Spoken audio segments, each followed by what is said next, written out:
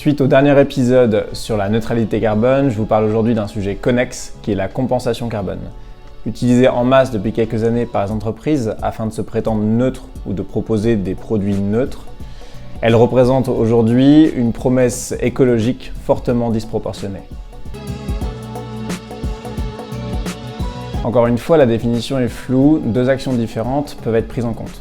D'une part, une entreprise peut financer des énergies renouvelables, ça permet théoriquement d'éviter les émissions des autres. Le problème, c'est que ça ne devrait pas être considéré comme de la compensation puisque les émissions ne sont pas réduites.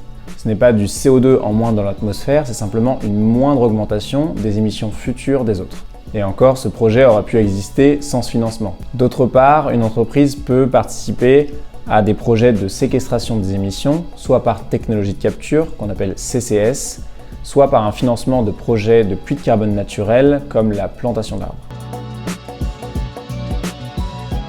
Sur le papier, ça fait rêver, pourtant il est difficile de voir la plantation d'arbres comme une réelle compensation.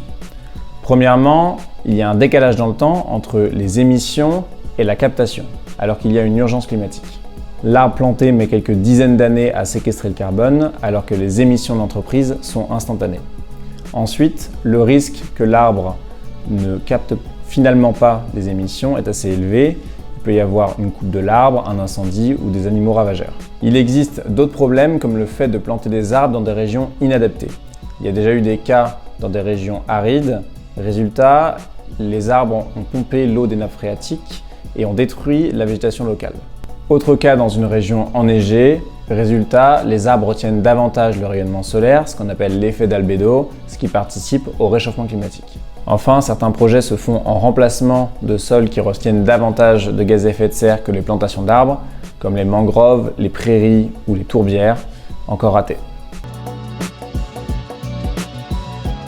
Malheureusement non, ils sont plutôt la norme. Selon l'Öko-Institut, institut allemand de recherche sur l'environnement, 85% des projets de compensation par la plantation d'arbres ont une faible probabilité d'assurer les réductions d'émissions promises.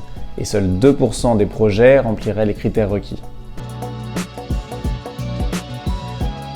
Ici, le déploiement de cette technologie est assez faible et n'est pas à l'échelle de l'enjeu, donc il ne s'agit que d'un pari très risqué sur l'avenir, le risque étant l'immobilisme du business model en attendant un miracle technologique. Aussi, il y a un problème éthique d'appropriation des émissions négatives. Les terres sont limitées, donc se les approprier empêche les autres acteurs de faire de même. En gros, si je compense, mon voisin ne pourra pas le faire. Bref, il faudrait passer d'une logique de possession des réductions à une logique de contribution aux réductions. Donc il faudrait séparer les émissions de l'organisation et les réductions d'émissions hors de l'organisation. Ce n'est pas parce que je mets de l'argent pour planter un arbre que mon produit n'émet plus de CO2. N'hésitez pas à regarder les sources pour plus d'informations et nous on se retrouve très bientôt sur un nouveau sujet.